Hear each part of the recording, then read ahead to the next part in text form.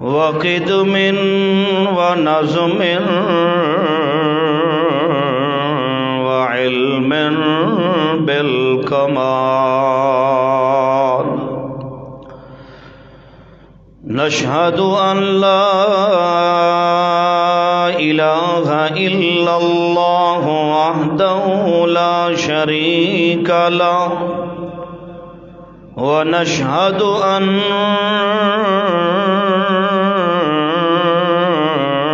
سيدنا وسندنا وإمامنا وإمام أعظمنا إمام أئمتنا إمام أسعدنا ثم نشهد أن من هو الإمام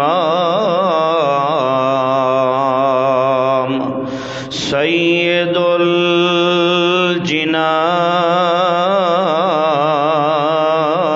الجنان خلقا وأمرا وعلما وحكما عبد الله ونبيه ورسوله الكريم أما بعد فأعوذ بالله من الشيطان الرجيم بسم الله الرحمن الرحيم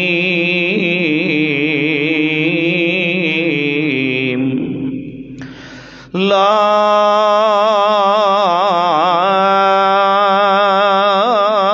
عاصم اليوم من أمر الله إلا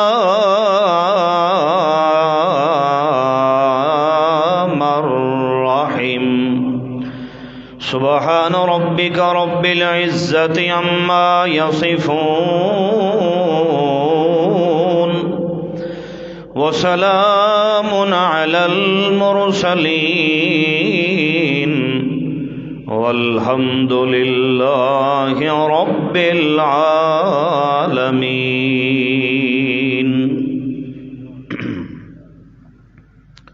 اللهم صل على سيدنا مولانا محمد وبارك وسلم.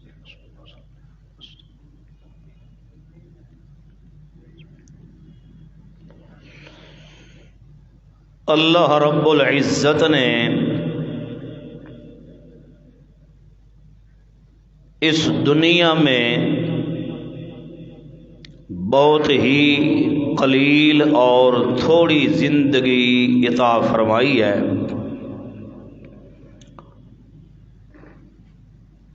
اس زندگی میں ہر انسان چاہے مرد ہے یا عورت اس نے اس دنیاوی زندگی میں کوشش کر کے محنت کر کے سعی کر کے مجاہدہ کر کے اللہ کی عدالت کے اندر دن قیامت کے جا کے حساب و کتاب دینا ہے. اللہ کے قرآن نے بیان فرمایا ہے کہ انسان کسی چیز پر بھی فخر ناز اور گھمنڈ نہ کرے بلکہ دنیا میں آ کے اپنی زندگی بنا جائے بندگی مالک الملک اور اپنے اللہ کی کر کے عبادت اپنے اللہ کی کر کے اپنی زندگی اچھی بنا کے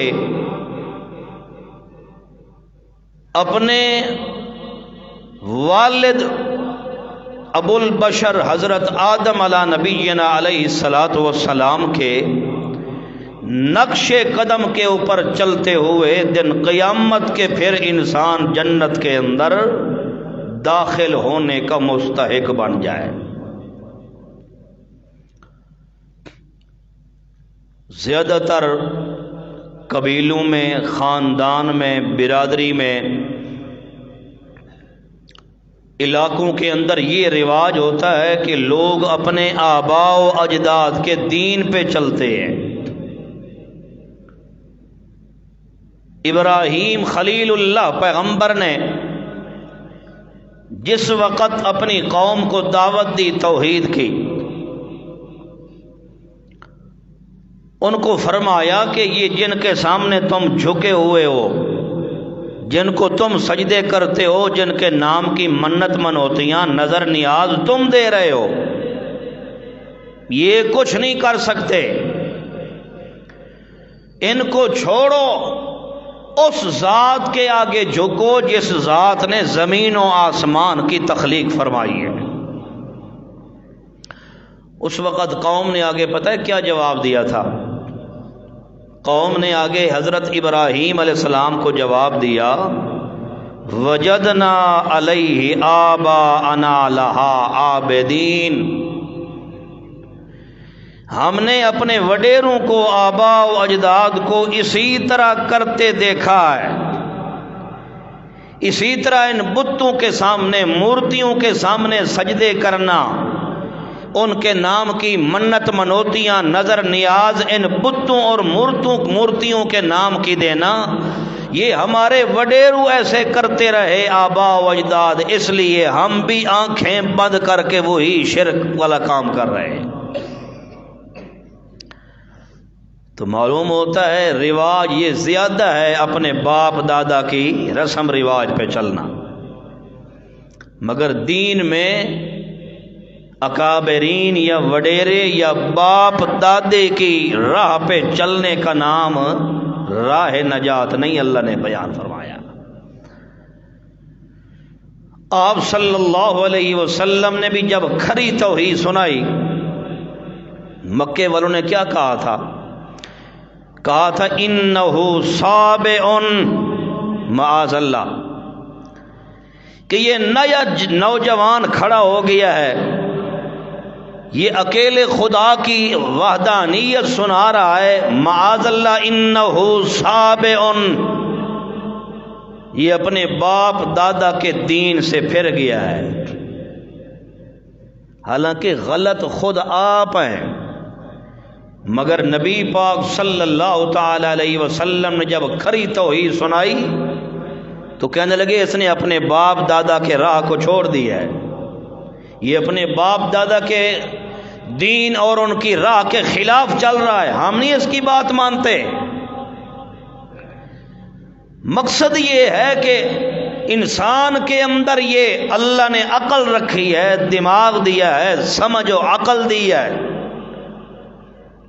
بندہ ہے کہ ایسے آنکھیں بند کر کے اندھا مقلد بن کے نہ زندگی گزارے کہ جیسے میرے باپ دادا شرک بدعات کرتے رہے میں بھی ایسے کرتا رہوں، تو جیسے باپ دادا سیدھا جہنم کے اندر گئے، تیرا بھی راستہ وہی ہے۔ اللہ نے تجھے عقل دیا ہے، سمجھ دی ہے، رب نے تجھے صحیح انسان بنایا ہے، حیوان نہیں بنایا، تجھے اللہ نے عقل دی ہے، فہم دی ہے، لہذا تو اپنی دیکھ بھال کر۔ باپ دادا اکابرین وہ تو دنیا سے فوت ہو گئے، ان کا معاملہ تو اللہ کے حوالے، وہ جو کرتے رہے سو کرتے رہے، انہوں نے ہمارا حساب و کتاب نہیں دینا، ہم نے ان کا حساب و کتاب نہیں دینا۔ لہا ما کسبت وعلیہا مکتسبت، ہر کسی نے اللہ کی عدالت کے اندر اپنا حساب و کتاب دینا ہے، لہذا بندہ چھوڑ دے اکابر پرستی، وڈیر فلانے فلانے چھوڑ دے ان کو کہ وہ جس راستے پہ چلتے رہے چل، میں نے قرآن و حدیث والا راستہ اپنانا ہے تاکہ میں سیدھا قرآن و حدیث والا راستہ اپنا کے اپنے والد حضرت آدم علیہ السلام کے راستے پہ چل کے دن قیامت کے جنت کے اندر داخل ہونے کا مستحق بن سکوں۔ حضرت آدم علیہ السلام میرے اور آپ کے والد ہیں کہ نہیں؟ ہے نا، اس لیے ہم نے بھی ان کے نقش قدم پہ چلنا ہے نا۔ ان کے نقش قدم پہ چلیں گے تو سیدھا جنت میں جائیں گے۔ جو اولاد والدین کی نافرمان ہو، جو اولاد ماں باپ کی نافرمان ہو، دنیا والے ان کو عزت سے دیکھتے ہیں یا نفرت سے دیکھتے ہیں؟ بولو سارے شاباش۔ نفرت کی نگاہ سے دیکھتے ہیں۔ وہ کہتے ہیں یہ ماں باپ کا نافرمان ہے، جتنا بڑا لینڈ لارڈ ہو، بڑے پیسوں والا، بڑی پراپرٹی، بہت کچھ اس کے پاس ہو، لیکن ماں باپ کا اگر نافرمان ہے تو دنیا والے اس کو اچھی نگاہ سے دیکھتے نہیں ہیں۔ اگر میں اور آپ اپنے والد آدم علیہ السلام اور حضرت اماں حوا علیہ السلام ماں باپ کا راستہ چھوڑ کے کوئی اور راستے پہ چلنے لگ جائیں تو پھر ہم کون بنیں گے؟ ہم بھی تو اپنے ماں باپ کے نافرمان بنیں گے نا۔ اس لیے باب آدم علیہ السلام اور حضرت اماں حوا علیہ السلام کو اللہ نے زمین پہ اتارا ہی اس لیے تھا کہ تاکہ تھوڑی محنت کوشش کر کے، اللہ نے خود قرآن میں فرمایا ہے کہ دنیا میں جا رہے ہو، وہاں محنت کوشش کر کے، مجاہدہ کر کے پھر آنا تم نے یہاں جنت میں ہے جہاں سے جا رہے ہو، کوئی اور جگہ نہیں ہے، آنا یہاں ہے تم نے پھر جہاں سے جا رہے ہو۔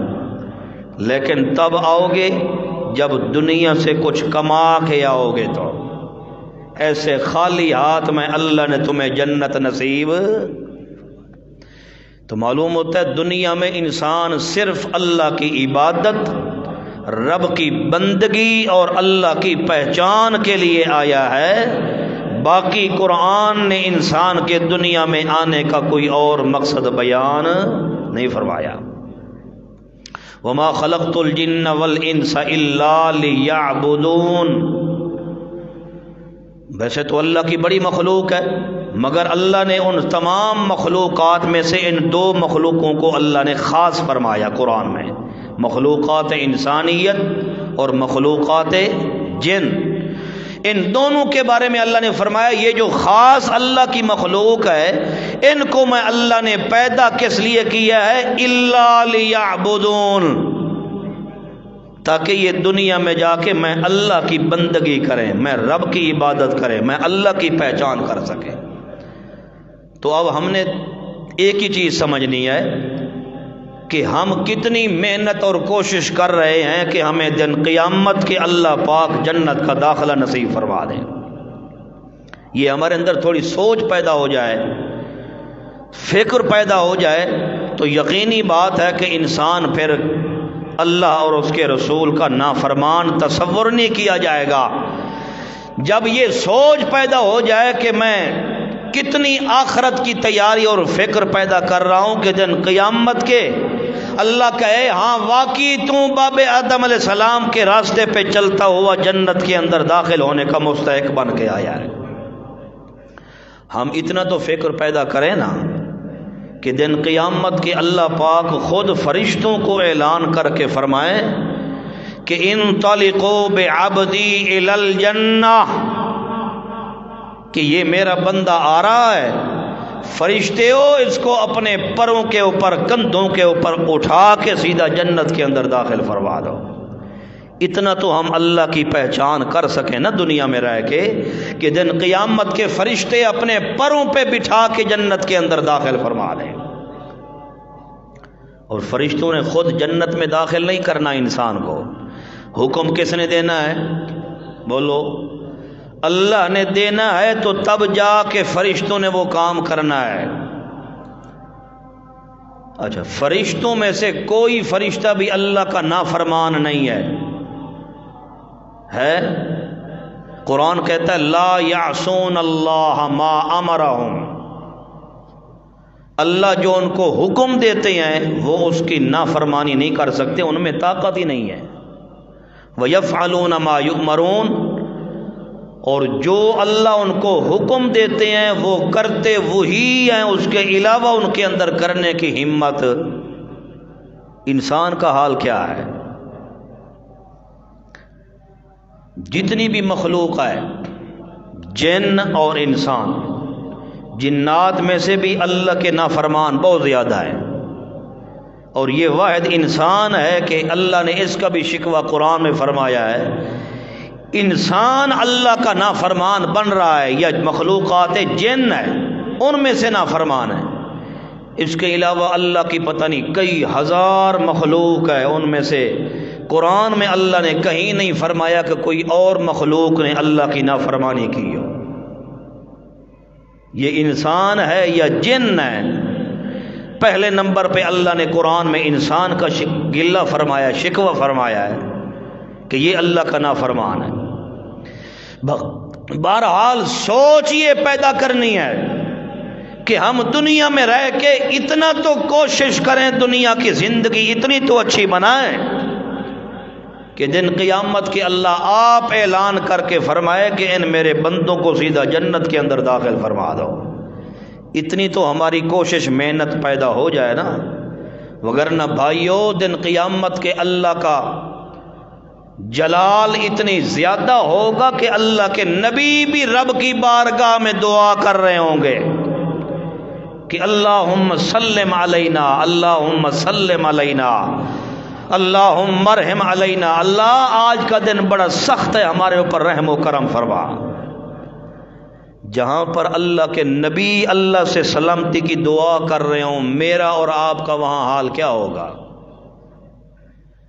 دنیا میں پیروں نے دھوکہ دے رکھا ہے، وہ کہتے ہیں ہمارے ہاتھ پہ بیعت کر لو دن قیامت کے، ہم تمہیں اپنے ساتھ جنت میں لے جائیں گے، اپنے ساتھ۔ اپنا پتہ نہیں ہے کوئی کہ ہم نے جنت میں جانا ہے یا، مگر مریدوں کو دھوکہ دے رکھا ہے کہ تمہیں نماز کی ضرورت نہیں ہے، روزہ رکھنے کی ضرورت نہیں ہے، اے مجاہدے یہ محنتیں کرنے کی ضرورت نہیں، ہمارے ہاتھ میں بیعت کر لو، ہم پہنچی ہوئی سرکار ہیں، بس ہمارے ہاتھ میں ہاتھ دے دو، دن قیامت کے جیسے ہم جنت میں بھاگتے جائیں گے، تمہیں بھی ساتھ لے جائیں گے۔ مرید بیچارے ہوتے ہیں ان پڑھ، وہ کہتے ہیں مولوی صاحب، پیر صاحب، بڑا نورانی چہرہ ہے حضرت صاحب کا، وہ اس پہ دھوکہ فراڈ کھا کے نہ نماز نہ روزہ نہ کوئی اللہ کی عبادت، صرف پیر صاحب کے ہاتھ پہ بیعت کر لینی ہے، یہ جو سودا سستا ہے جی، چلو بیعت کر لو، سارا کچھ حضرت صاحب دن قیامت کے ہی کر لیں گے۔ اللہ نے قرآن پاک کے 22ویں سپارے میں یہ بھی فرمایا ہے کہ دن قیامت کے جہاں پر پیروں کو اللہ نے الٹا لٹکانا ہے نا، جو گمراہی پھیلانے والے ہیں، شرک پھیلانے والے، وہاں پیروں کے ساتھ مرید بھی وہاں جہنم کے اندر الٹے لٹکے ہوں گے۔ وہاں فَكُبْكِبُوا فِيهَا هُمْ وَالْغَاوُونَ وَجُنُودُ إِبْلِيسَ أَجْمَعُونَ۔ اللہ نے قرآن میں فرمایا یہ دن قیامت کے جن کو اللہ نے عذاب دینا ہے، گمراہی پھیلانے والے پیر اور مولوی جو خود بھی گمراہ ہوئے اور عوام کو گمراہ کیا، دن قیامت کے اللہ نے قرآن میں فرمایا جنود ابلیس، یہ ابلیس حضرت کی یہ لشکر ہوگا، جنود ہوگا، میرے انبیاء کا لشکر تو پاک ہوگا، اس میں کھڑا ہونے والا، ولیوں کی صف میں کھڑا ہونے والا بھی پاک، انبیاء کی صف بھی پاک، مگر ابلیس کی صف پلیت اور اس میں کھڑے ہونے والے بھی۔ اس لیے خدا کا واسطہ ہے ان گمراہ پیروں سے بچ جاؤ، ان سے اپنے آپ کو بچا کے رکھو۔ یہ جو تمہیں دھوکہ دیتے ہیں ہمارے ہاتھ پہ بیعت کر لو، بس جنت ہی جنت ہے، اپنا ان کے بارے میں کوئی فیصلہ نہیں ہے کہ ہم نے جنت میں جانا ہے کہ نہیں جانا، پر مریدوں کو گمراہ کر کے رکھا ہوا ہے۔ اللہ اللہ بھائیو، دن قیامت کے بھی اللہ نے انبیاء کرام کا تذکرہ قرآن میں فرمایا کہ وہ بھی اللہ سے دعا کر رہے ہوں گے۔ اور اگر دنیا کے حال دیکھا جائے تو دنیا میں بھی اگر اللہ کا عذاب آ جائے یا رب کی ناراضگی آ جائے تو جتنے بھی سب سے بڑا اللہ کا نبی ہو، رب کے آئے ہوئے عذاب سے بچانے کی طاقت کسی نبی ولی میں، پھر بندہ بجائے اللہ کے عذاب کا مستحق ہونے کے انسان بن کے اللہ کی رحمت کا مستحق بن جائے۔ اندازہ کرو اللہ کا اگر عذاب آ جائے تو زندہ پیغمبر بھی اپنی اولاد کو بچانے کی طاقت نہیں رکھتا۔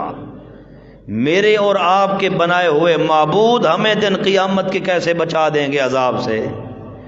پیغمبر انسانیت میں سے سب سے بڑا ہوتا ہے کہ نہیں؟ بولو۔ انسانوں میں سے عزت میں، شرافت میں، عظمت میں، امامت میں، صداقت میں، ہدایت میں، حدت میں، جدت میں، منقبت، معدلت، مدریت، مرفیت، ہر درجے کے اندر اللہ کا پیغمبر تمام انسانوں سے بلند ہوتا ہے۔ جب انبیاء میں سے کوئی نبی اللہ کے آئے ہوئے عذاب کو واپس ٹالنے کی طاقت نہیں رکھتا، تو یہ پیر اور یہ جانشین اور یہ گدی نشین کیسے مرید کو کہہ رہا ہے کہ تو فلاں کام کر، تیرا ذمہ وار میں ہوں؟ دین کے خلاف بھی کروا رہا ہے اور کہہ رہا ہے تیرا ذمہ وار میں ہوں، جو کچھ ہوگا میں تیرا ذمہ وار ہوں۔ اندازہ کرو، اللہ نے قرآن میں ایک نبی کا واقعہ بیان فرمایا ہے۔ اللہ فرماتے ہیں جس وقت عذاب الہی نازل ہوا نا، اس وقت اس اللہ کے پیغمبر نے صاف اعلان کر کے کہہ دیا کہ میرا بیٹا میں تجھے بچانے کی طاقت نہیں رکھتا۔ آج وہی بچ سکتا ہے آج کے دن جس پر خود اس اللہ نے رحمت فرما کے اس کو محفوظ فرما لیا، باقی کوئی اللہ کے عذاب سے بچنے والا۔ بھائیو، زندگی بڑی قلیل ہے، تھوڑی ہے، مختصر ہے، اور یہ آپ کو بھی تجربہ ہے کہ زندگی کتنی تیزی سے گزر رہی ہے۔ وقت میرا اور آپ کو کتنی تیزی سے، جلدی سے گزر رہا ہے۔ ہم نے اللہ کی ذات کی پہچان دنیا میں کر کے، بندگی کر کے، عبادت مختصر زندگی میں کر کے، پھر دن قیامت کے بھی اللہ کے حکم سے جنت کے اندر داخل ہونے کے مستحق تب بنیں گے جب دنیا کی زندگی میں ہم تھوڑی سی اللہ کی عبادت، رب کی سیان اور پہچان کر لیں گے۔ تو وَهِيَ تَجْرِي بِهِمْ فِي مَوْجٍ كَالْجِبَالِ،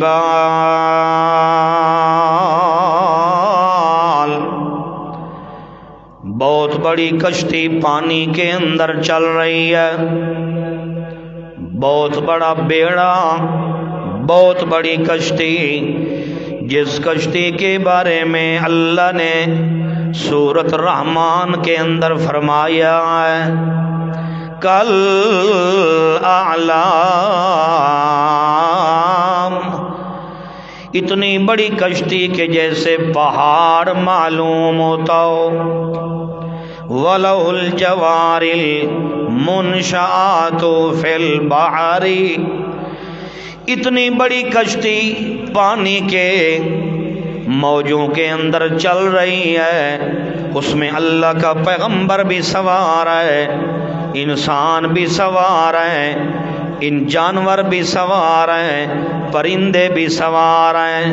حضرت نوح علیہ السلام اللہ کے پیغمبر کشتی کے اوپر سوار ہیں، ادھر سے اپنے بیٹے کو آواز دے کے پکار کے کہہ رہے ہیں نادا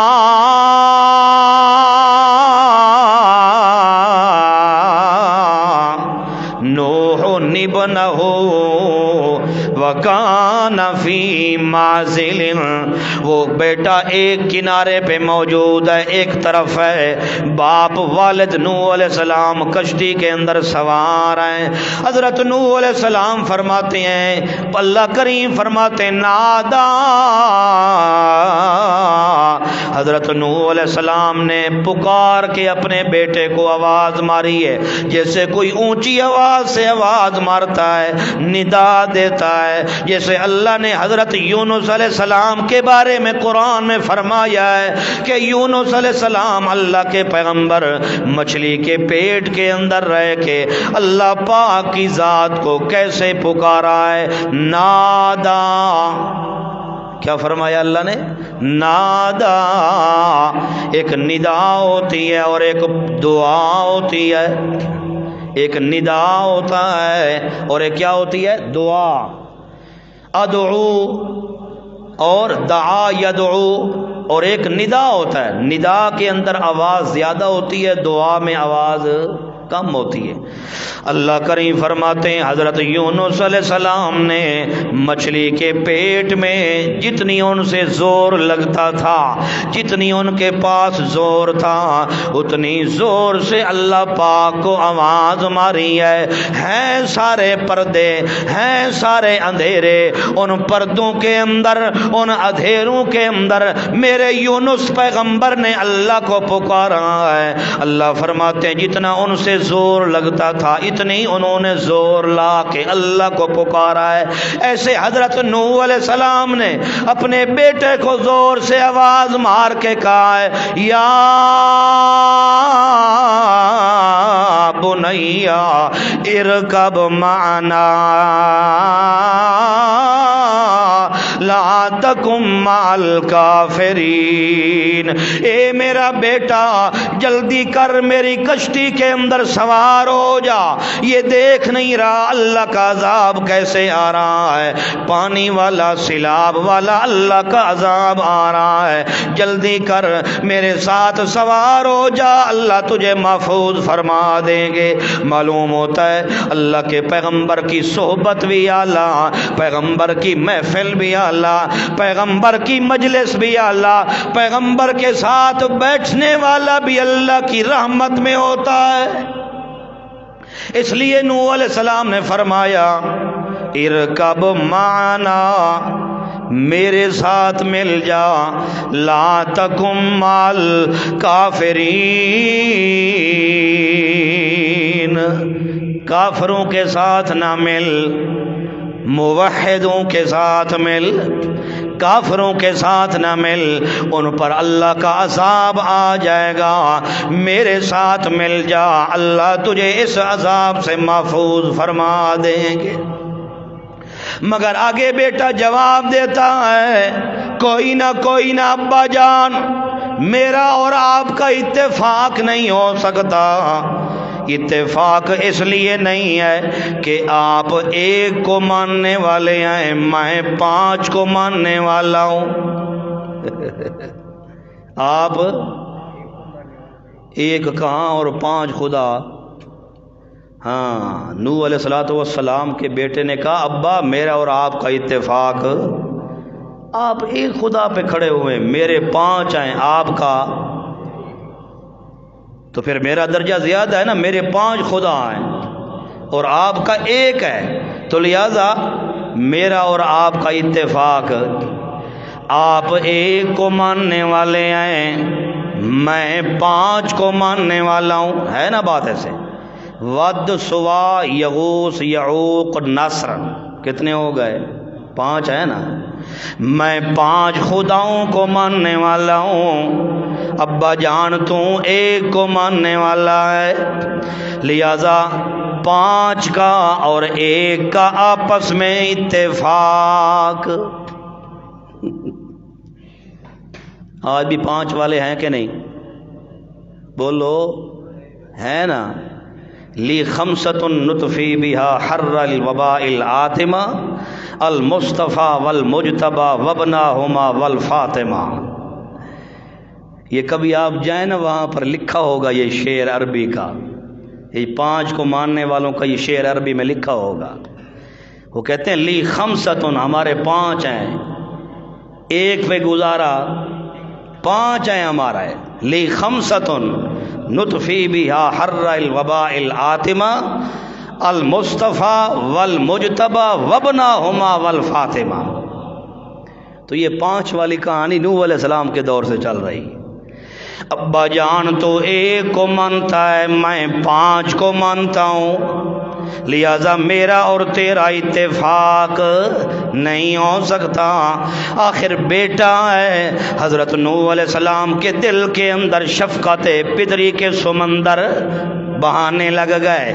اللہ کے پیغمبر نوح علیہ السلام کے دل میں نرمی پیدا ہو گئی کہ یہ میرے ساتھ جب سوار نہیں ہوتا تو غرق ہو جائے گا پانی کے اندر۔ کہنے لگے پھر کہاں جائے گا؟ آگے کنعان جواب دیتا ہے، نوح علیہ السلام کا بیٹا کہتا ہے سآوی الی جبل یعصمنی من الماء، میں پہاڑ پر چڑھ جاؤں گا، پہاڑ مجھے پناہ دے دے گا، مجھے پہاڑ بچا دے گا پانی کے عذاب سے۔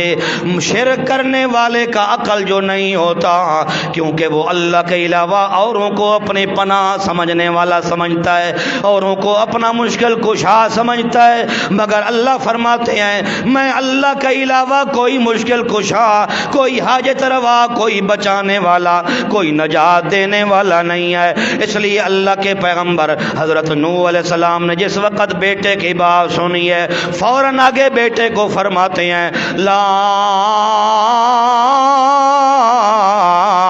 عاصم اليوم من امر اللہ الا من رحم۔ اے بیٹا بات یہ ہے، تو پہاڑ کی بات کر رہا ہے کہ میں پہاڑ پر چڑھ جاؤں گا، عذاب نہیں آئے گا، پانی نہیں آئے گا۔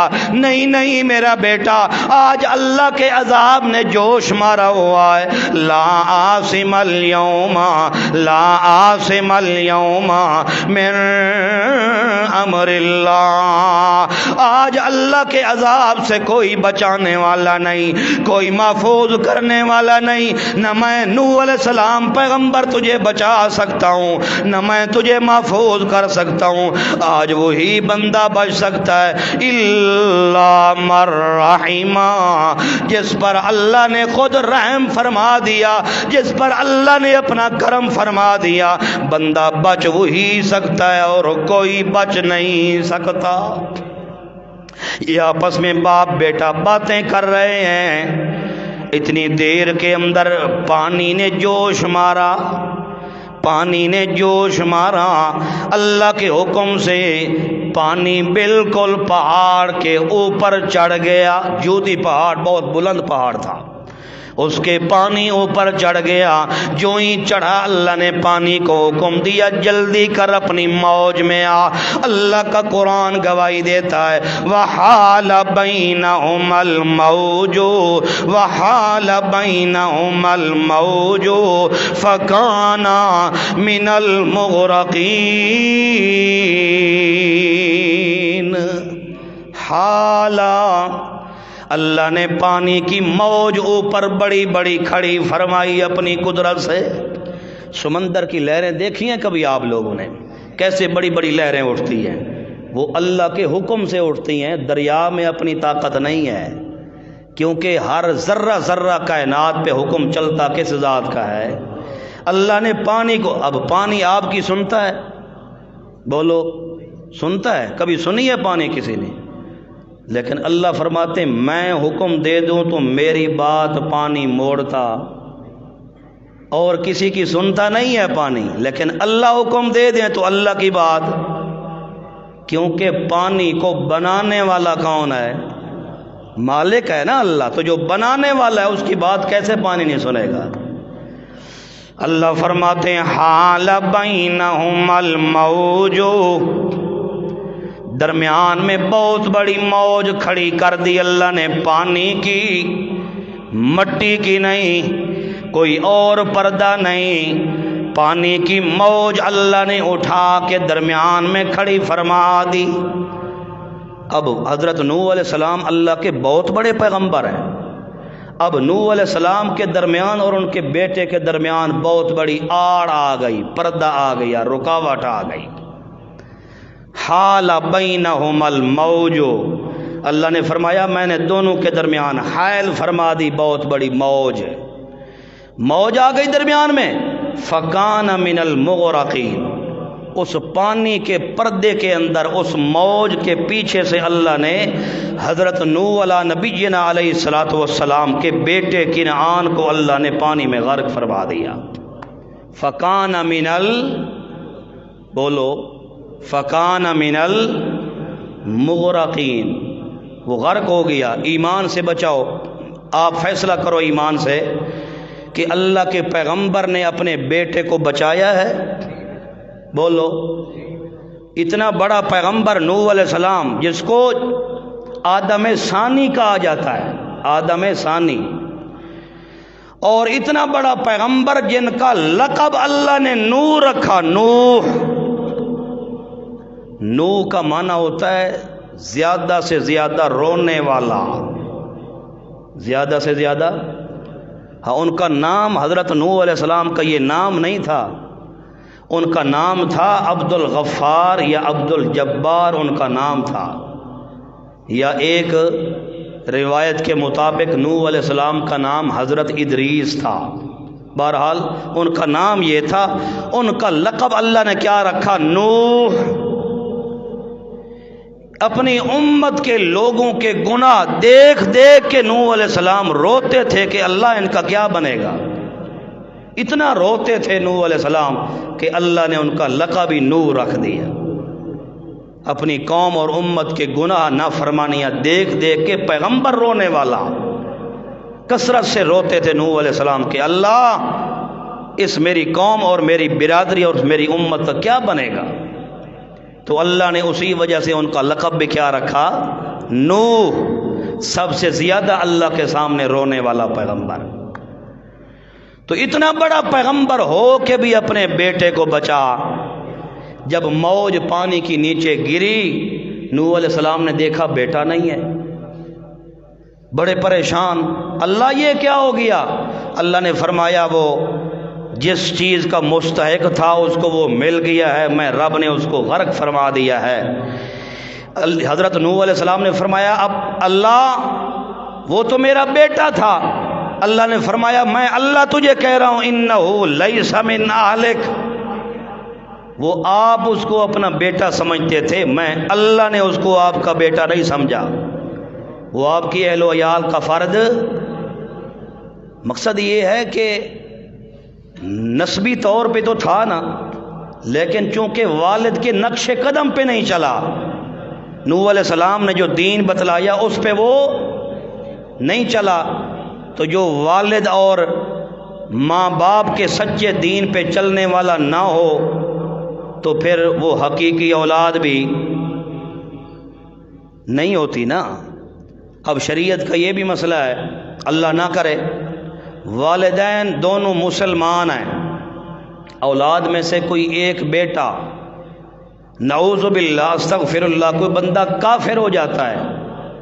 کسی والدین کی اولاد میں سے کوئی بیٹا پہلے مسلمان ہو پھر وہ کیا ہو جاتا ہے؟ کافر ہو جاتا ہے, یا مرزائی ہو جاتا ہے, یا وہ اسلام سے پھر جاتا ہے. اب اسلام کہتا ہے کہ وہ اولاد وہ بیٹا ان والدین کا نہیں ہے, ان سے رشتہ وہ الگ ہو جاتا ہے. کیوں؟ اب اس بیٹے کی ماں باپ کی جائیداد میں کوئی حصہ بھی بولو ایک ذرہ بھی نہیں ہے, چونکہ اس کا ملت دین کیا ہو گیا ہے؟ تبدیل ہو گیا ہے. دین تبدیل ہونے کی وجہ سے وہ وراثت سے بھی کیا ہو جائے گا؟ محروم ہو جائے گا. اس لیے سچے دین پہ چلنے والا بھی سچا, اور جن کے ماں باپ موحد ہیں سچے دین پہ چلنے والے ہیں, وہ اولاد بھی اللہ کا شکر ادا کرے کہ اللہ تیرا جتنا شکر ادا کریں تو کم ہے کہ ہمارے ماں باپ بھی مسلمان موحد ہے اور ہمیں بھی تو نے مسلمان بنایا ہے. اس لیے اللہ نے فرمایا میرے نوح علیہ السلام پیغمبر آپ تو کہہ رہے ہیں کہ میرا بیٹا ہے, مگر میں اللہ آپ کو کہہ رہا ہوں انہ لیس من اہلک, وہ آپ کی اہل و عیال کا فرد ہی نہیں ہے. انہ عمل غیر صالح, اس کے کام اچھے نہیں تھے, اس لیے وہ آپ کا بیٹا نہیں تھا, اس لیے میں اللہ نے اس کو غرق کر دیا. آپ کا ہوتا تو آپ کے ساتھ آپ کی کشتی میں ہوتا, اس لیے آپ کا نہیں تھا تو آپ سے الگ ہو گیا. اس لیے میرے پیغمبر اب خیال کرنا انی اعیذک ان تکون من الجاہلین. اب اولاد کسی کو بری تو نہیں لگتی, کڑوی تو نہیں ہوتی, اولاد جیسی بھی ہو پھر بھی تو اولاد اولاد ہوتی ہے۔ نوح علیہ السلام کے دل میں شفقت پدری کے سمندر بس رہے تھے، تو دل میں تھوڑا سا غم پیدا ہوا کہ تھا تو میرا بیٹا اور غرق ہو گیا پانی میں۔ اللہ نے فرمایا خبردار، اب اس کے بعد اگر آپ نے اپنے بیٹے کے حق میں کوئی بھی جملہ بولا یا مغفرت کا، یا یہ زبان سے آپ نے اتنا کہا کہ اللہ میرے بیٹے کو معاف کرنا، آپ نے اگر کہا انی اعیذک ان تکون من الجاہلین، پھر میں آپ سے نبوت واپس لے لوں گا اور آپ کو جاہلین کی صف کے اندر کھڑا کر دوں گا۔ اللہ پاک کو اس بندے پر زیادہ غصہ آتا ہے کہ جو شرک پر مر جائے، جو کفر کرتے کرتے کیا ہو جائے، مر جائے، اس پر اللہ تعالیٰ کو بڑا جلال اور غصہ آتا ہے۔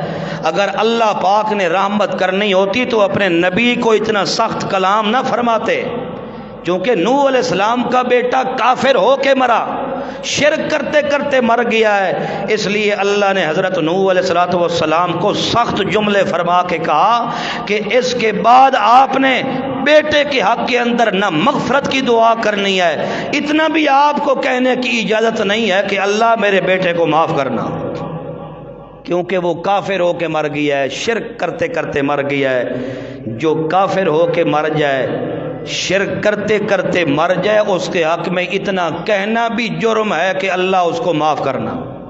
یہ قرآن پاک کے خلاف ہے، میں خود نہیں کہہ رہا، اللہ نے خود قرآن میں فرمایا ما کان للنبی والذین آمنوا ان یستغفروا للمشرکین، 11واں سپارہ، سورت کا نام سورت التوبہ ہے۔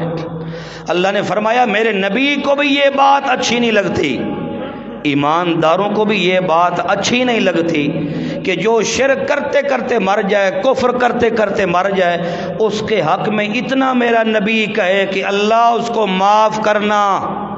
ما کانا، اللہ فرماتے ہیں ما یجوزو، میرے نبی کے لیے بھی جائز نہیں، ایمانداروں کے لیے بھی جائز۔ یہ صاف قرآن پاک کی آیت ہے۔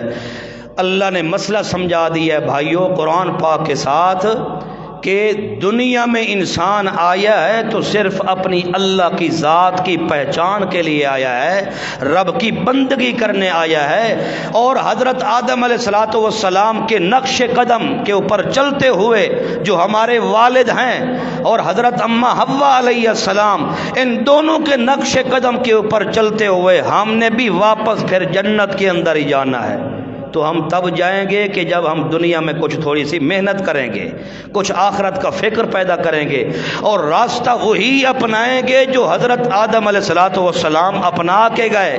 اسی راستے پہ چلتے ہوئے تھوڑی بہت محنت کوشش کر کے جب دن قیامت کے جائیں گے تو اللہ پاک کی ذات پہ امید مومن موحد ایماندار کو ہونی چاہیے کہ اللہ دنیا میں نے شرک نہیں کیا، کفر نہیں کیا، میں نے تیری نافرمانی نہیں کی، اللہ میں کوشش کر کے زندگی اچھی گزار کے آیا ہوں۔ پھر اللہ بھی دن قیامت کے کہے فرشتے ہو جلدی کرو انطلقوا بعبدی الی الجنہ، میرا بندہ آج میری عدالت کے اندر آیا ہوا ہے، اپنے پروں پہ بٹھا کے سیدھا جنت کے اندر داخل فرما دو۔ تو بہشت اور جنت ایسے تو نہیں ملنی کہ وہ ہماری جائیداد ہو کہ ہم وہاں پیسوں سے خرید سکیں، ایسے تو نہیں ملنی۔ وہ کیسے ملنی ہے؟ والذین جاہدوا فینا لنہدینہم سبلنا، وہ تھوڑی مجاہدہ کرنے سے، مشقت محنت کرنے سے، عبادات، اللہ کی طاعات اور رب کے ہر حکم کی تعمیل کرنے کے اندر دن قیامت کے اللہ کی طرف سے بہشت اور جنت نصیب فرمائیں گے اللہ پاک سے دعا ہے اللہ پاک ہمیں حضرت آدم علیہ السلام اور حضرت اماں حوا علیہ السلام دونوں کے نقش قدم پر چلائے، اور اللہ قرآن کی سمجھ نصیب فرمائے۔